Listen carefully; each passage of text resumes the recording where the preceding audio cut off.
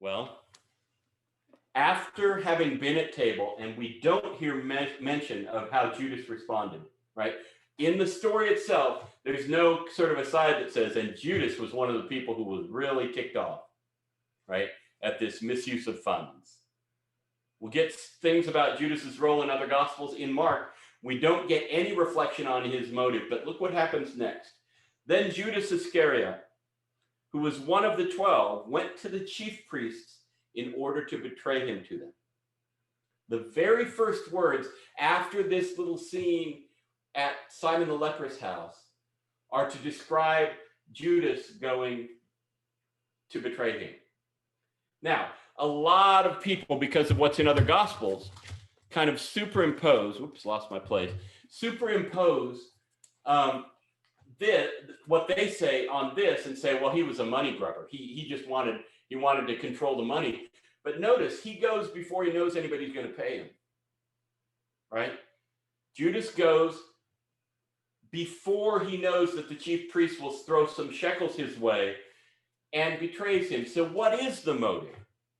Well, many of you have speculated about the motive of Judas before. Some think that it was Jesus's comments about the poor and allowing this extravagance of a year's wages to be blown on one little anointing, right?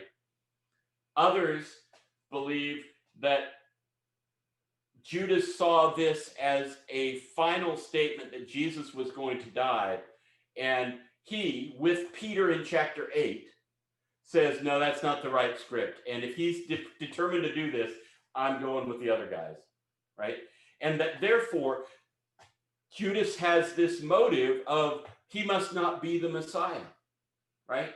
This must not be the guy I bet on the wrong horse here.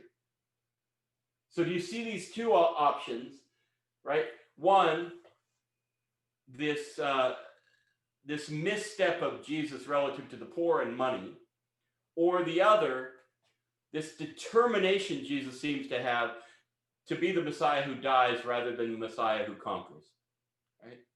We don't know, because as Mark doesn't say in as many words, the narrator doesn't say, well, here's why Judas did this.